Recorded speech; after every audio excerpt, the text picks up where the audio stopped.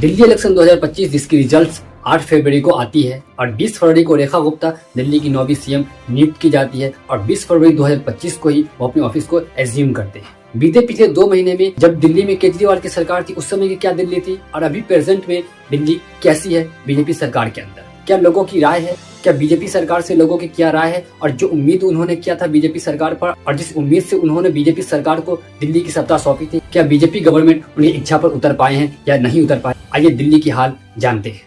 अभी सबसे बड़ी मुद्दे की अगर हम लोग बात करें तो सबसे बड़ी बात दिल्ली के एजुकेशन की बात होती है कि जब अरविंद केजरीवाल दिल्ली के मुख्यमंत्री हुआ करते थे उस समय दिल्ली के एजुकेशन कैसी थी।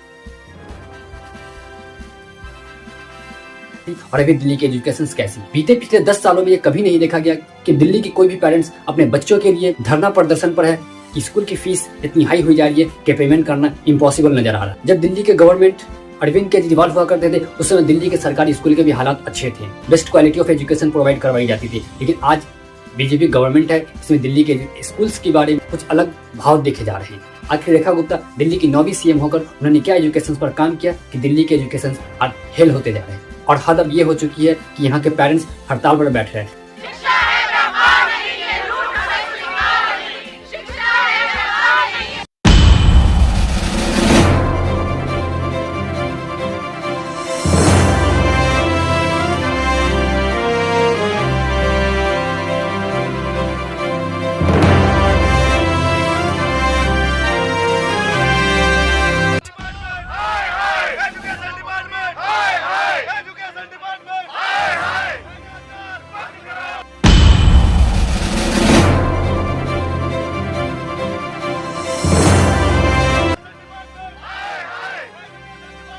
मेरी मॉडल टाउन स्कूल के पेरेंट्स हैं।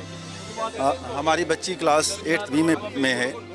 इन्होंने क्या किया है कि कंटिन्यूसली लास्ट 3 इयर्स में फ़ी हाइक मोर देन 100% कर दिया है।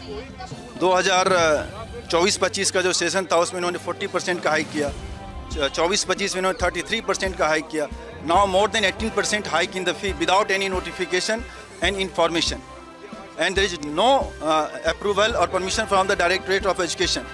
उसके बावजूद ही स्कूल मनमानी कर रही है। लास्ट ईयर से फीस इतनी बढ़ रही है कि पेरेंट्स के लिए वो बच्चे को पढ़ाना मुश्किल सा हो गया है।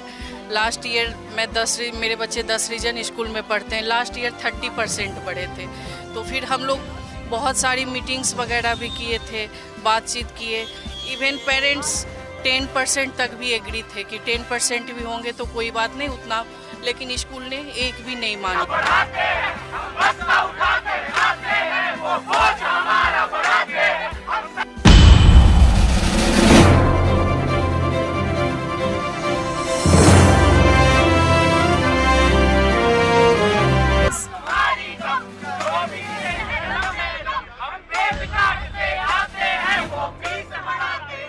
है। लास्ट ईयर भी हमारा फी हाइक हुई है, 30% हुई है, इस साल फिर 15% हुई है, विदाउट डूइंग अप्रूवल हुई है।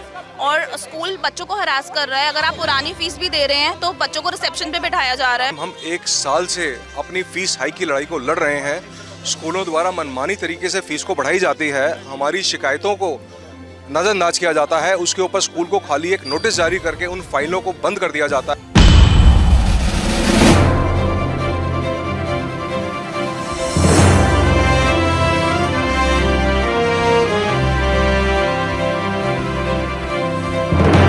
क्या जब अरविंद केजरीवाल दिल्ली के मुख्यमंत्री थे, क्या उस समय दिल्ली के पेरेंट्स को ऐसी कठिनाइयां फेस करनी पड़ी थी या नहीं करनी पड़ी थी? ये जवाब दिल्ली की जनता की होगी। और दिल्ली में एजुकेशन के रेट इतने बढ़े जा रहे हैं कि जैसे माने कि एजुकेशन सब एजुकेशन नहीं रह गए बल्कि एक बिजनेस बन चुका है, और बिजनेस से जितने प्रॉफिट अर्न की जाए। अगर बात करें यूनिफॉर्म्स की, तो आप जिस स्कूल्स में अपने बच्चों के एडमिशन करवा तो आपको यूनिफॉर्म्स वहीं से लेनी है। अगर बात करें बुक्स की, तो आप जिस स्कूल में अपने बच्चों के एडमिशन करवा रहे हैं आपको बुक्स भी वहीं से लेनी है। अगर आप बात करें वहाँ की लंच की, तो लंच भी आपको वहीं से लेना है। कुछ कुछ स्कूल्स में वैसे भी हालात हो गए, कैंटीन की व्यवस्था की गई है, और अगर आप खुद घर से लंच लेके आते हैं तो आपके लंच को प्रोहिबिटेड किया जाता है। इन तमाम सर्कल से ये देखा जा सकता है कि दिल्ली के एजुकेशन अब एजुकेशन नहीं रह के बल्कि एक बिजनेस बन चुका है। लोग एजुकेशन के पीछे बैठकर एक व्यापारी बनकर बिजनेस कर रहे हैं और दिल्ली की जनता को लूटने का काम कर रही है। अब दूसरी अगर बात करें ट्रांसपोर्टेशन की बात करते हैं।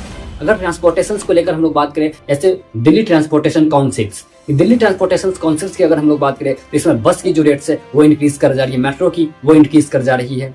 दिल्ली में महिलाओं को डीटीसी की बस में अब तक मुफ्त यात्रा की सुविधा मिलती है, लेकिन भाजपा की रेखा गुप्ता सरकार ने अब इसमें कुछ बदलाव की प्लानिंग कर ली है। नए बदलाव के मुताबिक दिल्ली में वही महिलाएं मुफ्त बस सफर कर पाएंगी जो दिल्ली सरकार की बनाई गई 2 शर्तों को मानेंगी। पहली शर्त, राजधानी दिल्ली में मुफ्त बस यात्रा का लाभ अब उन्हीं महिलाओं को मिलेगा जो दिल्ली की रहने वाली हैं। दूसरी शर्त यह है कि दिल्ली की महिलाओं को भी इस सुविधा का लाभ लेने के लिए रजिस्ट्रेशन कराना होगा। यानी अगर अन्य किसी राज्य की महिला दिल्ली में घूमने या अन्य किसी काम से आई है तो उसे बस में सफर के लिए टिकट का भुगतान करना होगा। आपको बता दें कि आम आदमी पार्टी की सरकार ने 2019 में भाई दूज के अवसर पर गुलाबी टिकट योजना पेश की थी, जिसके तहत महिलाओं को टीटीसी की बसों में मुफ्त यात्रा की सुविधा प्रदान की जाती है। महिलाओं को गुलाबी टिकट के रूप में एकल यात्रा पास मिलते हैं, जिसमें दिल्ली सरकार प्रति टिकट 10 रुपए की लागत वहन करती है और जारी किए गए कुल टिकट के आधार पर बस कंपनियों को भुगतान करती है। ट्रांसपोर्टेशन भी अब सुरक्षित हाथों में नहीं है। ट्रैफिक हाई लेवल की लग रही है यहाँ पर। सीवर की बात करें, सीवर में गंदगी वैसी फैली हुई है, साफ सफाई की कुछ उचित व्यवस्था नहीं की जाती। अगर बात करें बिजली पानी की, तो लोगों का अब ये कहना है यहाँ बिजली कटती रहती है। ये पानी नहीं आ रहा, पानी भी नहीं आ रहा, बिजली का पानी भी नहीं आ रहा। पूरी दिल्ली के अंदर कभी सुना था आपने कि बच्चों के पेरेंट्स हड़ताल में बैठे हो फीस को लेके? कभी सुना था आपने? नहीं आते थे। आपने सुना कभी 10 साल के अंदर कभी हड़ताल हुआ हो?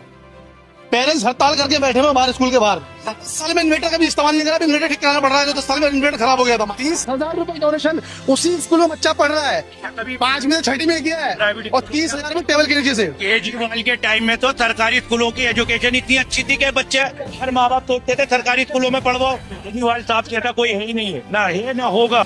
24 घंटे में महज 8 से 9 घंटे ही यहाँ पर बिजली रहती है, उसके बाद बिजली कटती रहती है। हालत बद से बदतर हो चुकी है दिल्ली की, और दिल्ली के सिटीजन्स को मूर्ख बनाया गया। अगर बात करें पानी व्यवस्था की, तो दिल्ली की पानी व्यवस्था इस तरह के हो चुके हैं, लोग पानी पीकर हॉस्पिटलाइज हो रहे हैं। आखिर पानी में क्या मिलावट की गई है कि दिल्ली के लोग पानी जब पी रहे हैं तो लोग हॉस्पिटलाइज हो रहे हैं, लोगों की तबीयत खराब हो रही है। एक तरफ तो वो लोग बैठकर मिनरल वाटर पीते हैं, और दिल्ली की जनता ऐसे पानी पीती है कि पानी पीने के बाद वो लोग सिर्फ आपको हॉस्पिटल में ही नजर आते हैं। अब बात करें कि दिल्ली इलेक्शंस में बीजेपी द्वारा चलाए गए एजेंडा को लेकर आखिर कौन कौन से वादे बीजेपी गवर्नमेंट ने दिल्ली इलेक्शन के वक्त किया था। सबसे पहले अगर बात करें तो उनका कहना यह था कि हर महिला को 2500 रुपए मंथली दी जाएगी, और महीने के हर 8 तारीख को उनके अकाउंट में 2500 आ जाएगी। दूसरी बात करें तो होली और दिवाली पर महिलाओं को एक गैस मुफ्त में दिया जाएगा। लेकिन अभी रिसेंटली होली गुजर चुके हैं, लेकिन किसी भी महिलाओं को या किसी भी घर में एक भी सिलेंडर नहीं दी गई। और एजेंडा ये चलाया गया था कि दिल्ली के तमाम महिलाओं को महिला सम्मान दिया जाएगा, महिला समृद्धि योजना निकाली जाएगी, महिलाओं के हक में काम की जाएगी और महिलाओं को बढ़ावा दिया जाएगा, वीमेन एम्पावरमेंट की बात की जाएगी। 8 मार्च तक दिल्ली की बहनों के खाते में 2,500 रुपया पहुंचना शुरू हो जाएगा। 2500 की गारंटी भी जुमला निकली, उन्होंने 2500 रुपए कहा था दिल्ली की हर महिला को मिलेगा। जो आम महिला है जिसने ये देखा था कि मोदी जी की गारंटी पे विश्वास किया था कि हम लोगों को 2500 रुपए मिलेंगे, लेकिन किसी महिला की उम्मीद पे वो खरे नहीं उतरे। होली और दिवाली में 1 सिलेंडर ईच यह मुफ्त दी जाएगी, फ्री सिलेंडर दिया जाएगा, इसको प्रोवाइड किया जाएगा।